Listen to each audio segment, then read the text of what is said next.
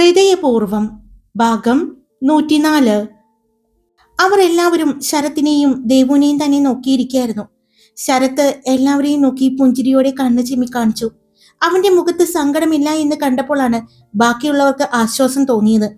എന്നാൽ പെട്ടെന്നാണ് ശരത്തിന്റെ കവിളിൽ ദേവുവിന്റെ കണ്ണുനീർ തുള്ളി വന്ന് പതിച്ചത്. ശരത്ത് ഞെട്ടലോടെ അവളുടെ മുഖത്തേക്ക് നോക്കി.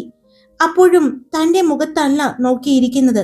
എന്നിരുന്നാലും കണ്ണുനീർ ഒഴുകി അവന്റെ കവിളിൽ വീണ്ടും വീണ്ടും വീഴുന്നുണ്ടായിരുന്നു. അത് കണ്ടതും ശരത്ത് കൈ ഉയർത്തി അവളുടെ കണ്ണുനീർ തുടച്ചു കൊടുത്തു. അവൾ കണ്ണുകൾ മുറുക്കി അടച്ച് അങ്ങനെ തന്നെ ഇരുന്നു. അവൻ അവളുടെ മടിയിൽ നിന്നും എഴുന്നേറ്റതും പെട്ടെന്ന് തന്നെ അവൾ അവിടെ നിന്നും എഴുന്നേറ്റ് അകത്തേക്ക് പോയി. അവൾ പോകുന്നത് നോക്കി എല്ലാവരും ഇരുന്നു. ശരത്ത് എന്ത് ചെയ്യണമെന്ന് അറിയാതെ ഇരിക്കുന്നത് കണ്ടതും എല്ലാവർക്കും വല്ലാത്ത സങ്കടം തോന്നി. മാധവും ഉദയനും എല്ലാം എഴുന്നേറ്റിരുന്നു. ഞങ്ങളിപ്പോ വരാം എന്ന് പറഞ്ഞുകൊണ്ട് അങ്ങോട്ട് പോകാൻ പോയ ലക്ഷ്മിയെയും സാന്ദ്രയെയും എല്ലാം മാധവ് തടഞ്ഞു. ഇപ്പോ അവളോട് സംസാരിക്കാൻ നിങ്ങൾ ആരും പോകണ്ട. പകരം ശരത്ത്, നീയാണ് അവളോട് ഇപ്പോൾ സംസാരിക്കേണ്ടത്. അവളുടെ മനസ്സിൽ എന്താണ് എന്ന് അറിയേണ്ടത് നീയാണ്.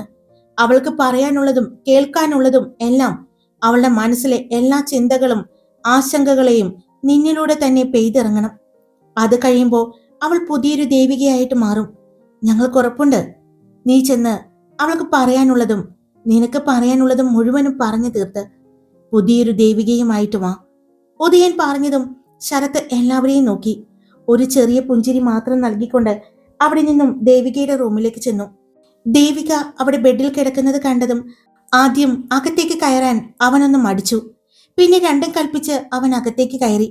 ബെഡിൽ കിടക്കുന്ന അവളുടെ ശരീരത്തിലെ ചലനം അറിഞ്ഞപ്പോൾ തന്നെ മനസ്സിലായി അവൾ കരയുകയാണ് എന്ന്. അവൻ ചെന്ന് അവളുടെ അടുത്തായിട്ട് ബെഡിലിരുന്നു. ആരുടെയോ സാമീപ്യം അറിഞ്ഞ അവൾ തിരിഞ്ഞു നോക്കിയതും ബെഡിലിരിക്കുന്ന ശരത്തിനെ കണ്ടു. അവൾ പെട്ടെന്ന് തന്നെ ചാടി എഴുന്നേറ്റ് ഇരുന്നു. ഏയ് ദേവു, എന്തിനാണ് നീ ഇങ്ങനെ വെപ്രാളപ്പെടുന്നത്, ടെൻഷൻ ആവുന്നത്? അവൻ ചോദിച്ചു. എന്റെ സാമീപ്യം നിനക്ക് അരോചകമായി തോന്നുന്നുണ്ടോ? ശരത്ത് ചോദിച്ചു. അവൾ ബെഡിൽ തല കുനിച്ചിരുന്നു.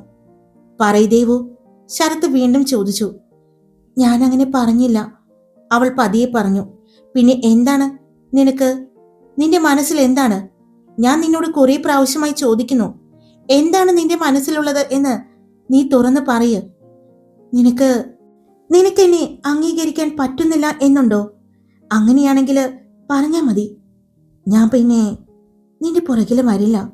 സ്നേഹം പിടിച്ചു വാങ്ങാൻ പറ്റില്ല എന്ന് എന്നേക്കാൾ നന്നായിട്ട് മറ്റാർക്കും മനസ്സിലാകില്ല.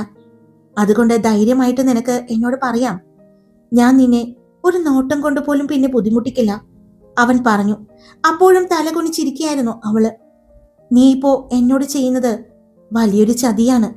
കാരണം നിന്റെ മനസ്സിലുള്ളത് നീ തുറന്നു പറയാതെ ഇരിക്കുന്ന അത്രയും കാലം ഞാൻ നിന്നെ പ്രണയിച്ചുകൊണ്ടേയിരിക്കും. എന്റെ പ്രണയം അതിന്റെ എല്ലാ അതിർവരമ്പുകളും കടന്ന് നീ ഇല്ലാതെ എനിക്ക് ജീവിക്കാൻ പറ്റില്ല എന്ന ഒരു അവസ്ഥയിൽ നീ എന്നെ കൊണ്ടുവന്നെത്തിക്കും. എന്നിട്ട് എന്നെ വേണ്ട എന്ന് പറയും. അതുവരെ നീ എന്നെ പൊട്ടം കളിപ്പിക്കും, അല്ലേ? അതല്ലേ നിന്റെ ഉദ്ദേശം? അവൻ ചോദിച്ചു. അവൾ ഞെട്ടലോടെ അവന്റെ മുഖത്തേക്ക് നോക്കി. ഞാനങ്ങനെ ചിന്തിച്ചിട്ട് പോലുമില്ല, അവൾ പറഞ്ഞു.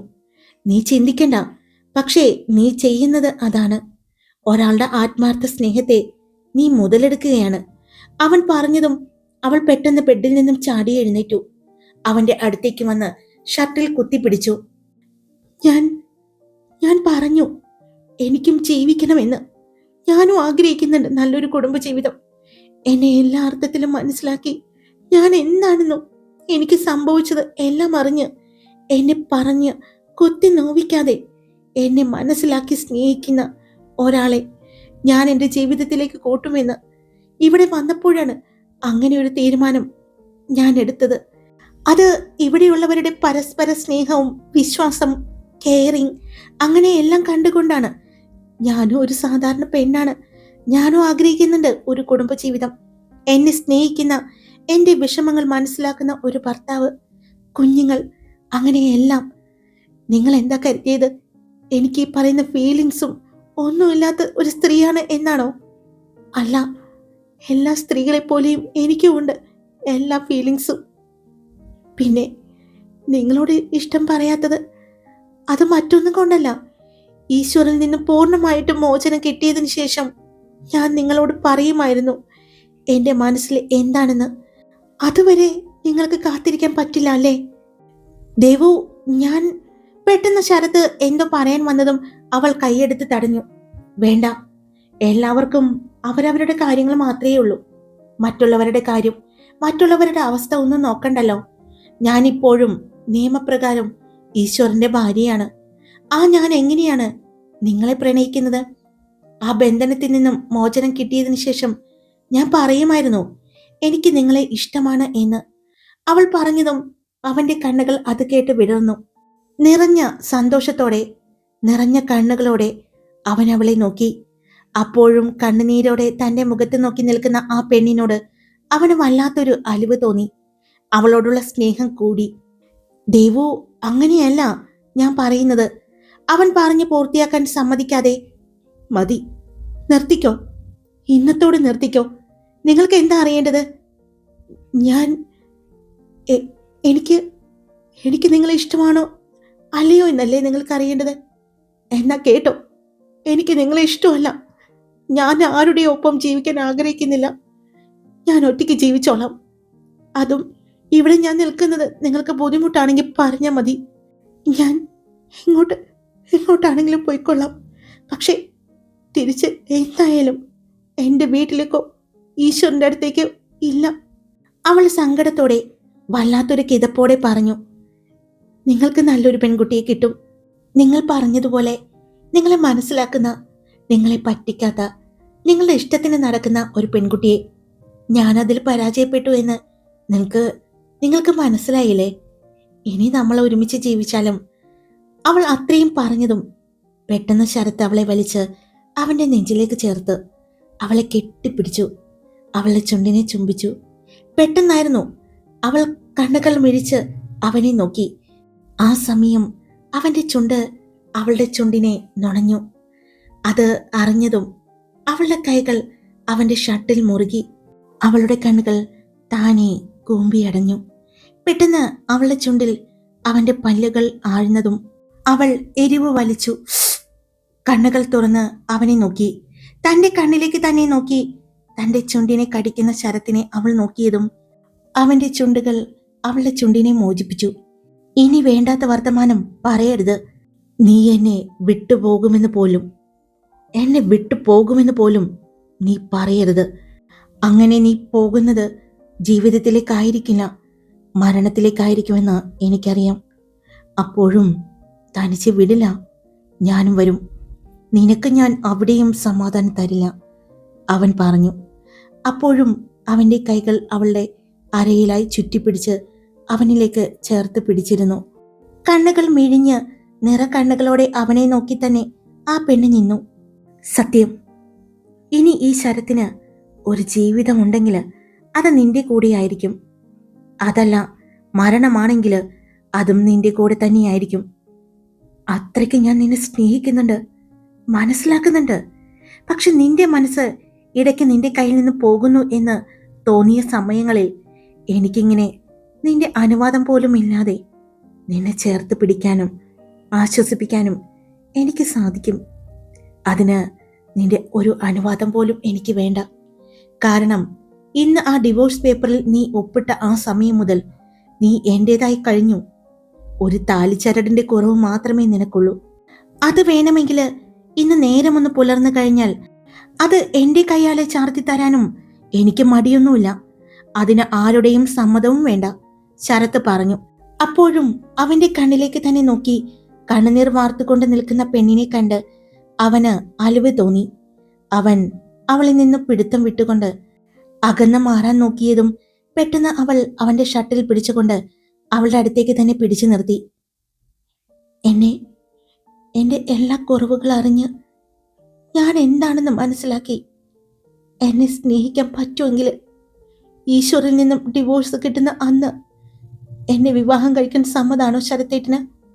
അവൾ ചോദിച്ചതും അവന്റെ മുഖം വിടർന്നു. അവനും തിരിച്ച് അവളെ ചേർത്ത് പിടിച്ചുകൊണ്ട് അവളെ കണ്ണുകളിലേക്ക് നോക്കി. നിന്റെ കഴുത്തില് എന്റെ പേരിലുള്ള ഒരു താലി ചാർത്താൻ അവനിൽ നിന്നുള്ള ഡിവോഴ്സ് വേണമെന്നില്ല. ഇന്ന് നീ ഒപ്പിട്ട് കൊടുത്ത ആ ഒരു പേപ്പർ മാത്രം മതി. ഇന്നു മുതൽ നിന്നിൽ മറ്റൊരാൾക്കും അധികാരമില്ല. അതുകൊണ്ട് അതുവരെ കാത്തിരിക്കാതെ എൻ്റെതായിക്കൂടെ പെണ്ണെ നിനക്ക്? ശരത്ത് ചോദിച്ചതും എനിക്ക് സമ്മതാണ്. പക്ഷേ എൻ്റെ എൻ്റെ ആഗ്രഹമാണ് അവനിൽ നിന്നുള്ള എല്ലാ തരത്തിലുള്ള ഒരു മോചനം ലഭിച്ചതിന് ശേഷം യാതൊരു ബന്ധനങ്ങളും ഇല്ലാതെ എനിക്ക് ഈ ശരത്തിൻ്റെ മാത്രം പെണ്ണാകാൻ ഞാൻ ആഗ്രഹിക്കുന്നുണ്ട്. അവൾ പറഞ്ഞതും മതി, നിന്റെ ആഗ്രഹം അതാണെങ്കിൽ അങ്ങനെ മതി.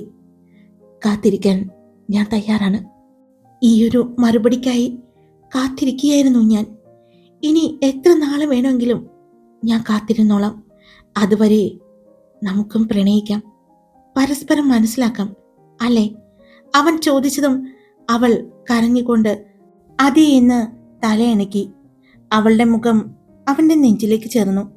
അപ്പോഴും അവളുടെ കൈകൾ അവനെ ചുറ്റിപ്പിടിച്ചിരുന്നു. തിരിച്ച് അവനും അവൻ്റെ കണ്ണുകളും ആ നിമിഷം നിറഞ്ഞിരുന്നു. അതെ, മതി മതി എന്ന് പറഞ്ഞുകൊണ്ട് പെട്ടെന്നാണ് ആ റൂമിലേക്ക് എല്ലാവരും കടന്നു വന്നത്.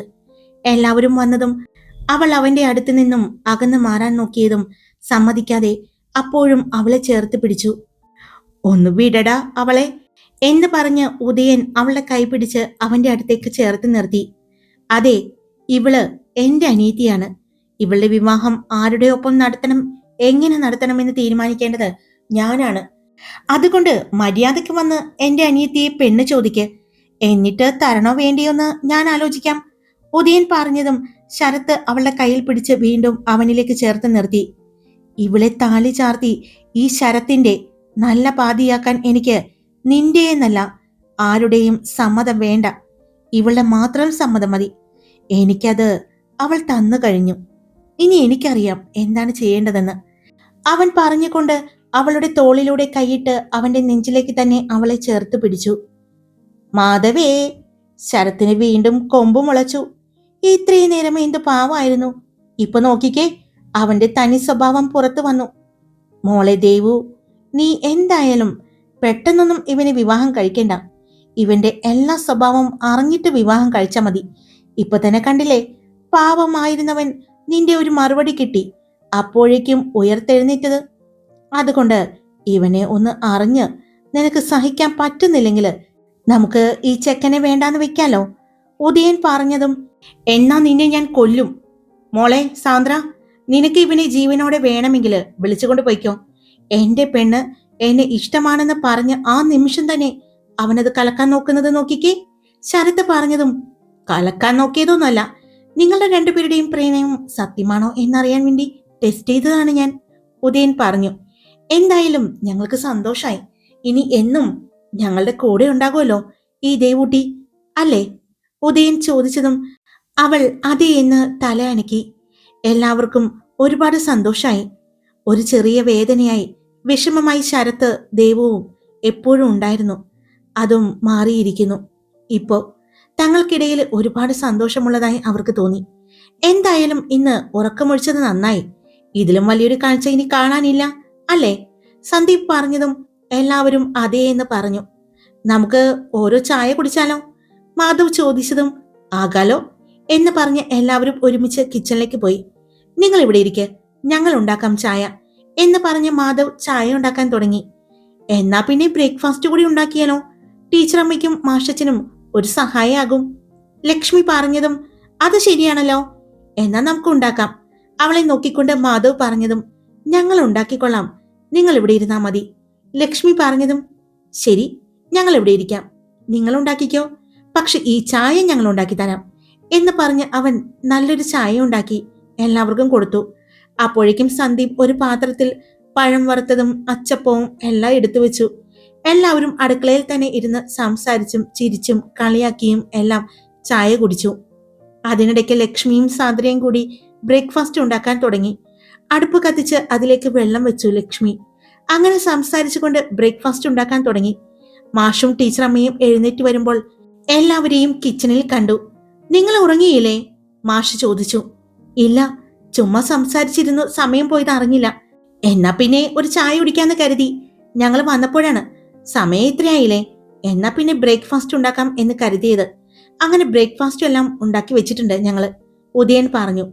അത് കൊള്ളാലോ എന്ന് പറഞ്ഞ് ടീച്ചറമ്മ വന്ന് പാത്രം പൊക്കി നോക്കിയതും ഒരു പാത്രം നിറയെ ഇഡലിയും മറ്റൊരു പാത്രത്തില് സാമ്പാറും കുറച്ച് ചമ്മന്തിയും എല്ലാം ഇരിക്കുന്നത് കണ്ടു. അതെ, ഇത് എന്നെന്നും ഞങ്ങളിൽ നിന്നും പ്രതീക്ഷിക്കരുത്. വല്ലപ്പോഴും ഒക്കെ ഞങ്ങളെ എങ്ങനെ സഹായിക്കാം, ഉദയൻ പറഞ്ഞു. എന്റെ പൊന്നു മോനെ, നീ സഹായിക്കണ്ട. നീ ഒരിക്കലും സഹായിച്ചത് ഞങ്ങൾ മറന്നിട്ടില്ല. മാഷ് പറഞ്ഞതും അതറിയാവുന്ന എല്ലാവരും ചിരിച്ചു. എന്നാൽ ഒന്നും മനസ്സിലാവാതെ ശരത്തും ദേവും മാത്രം അങ്ങനെ നിന്നു. ഹായ്, എല്ലാവരും സുഖമായിട്ടിരിക്കുന്നോ? ഞാൻ സുഖമായിട്ടിരിക്കുന്നു. അപ്പൊ സ്റ്റോറി ഇട്ടിട്ടുണ്ട്. ഇഷ്ടപ്പെട്ട ലൈക്ക് ചെയ്യാനും നിങ്ങളുടെ അഭിപ്രായങ്ങൾ കമന്റ് ചെയ്യാനും ഹൈപ്പ് ചെയ്യാനും സബ്സ്ക്രൈബ് ചെയ്യാതെ കേൾക്കുന്നവരുണ്ടെങ്കിൽ സബ്സ്ക്രൈബ് ചെയ്യാനും മറക്കല്ലേ. Love you all. It's me Karthika.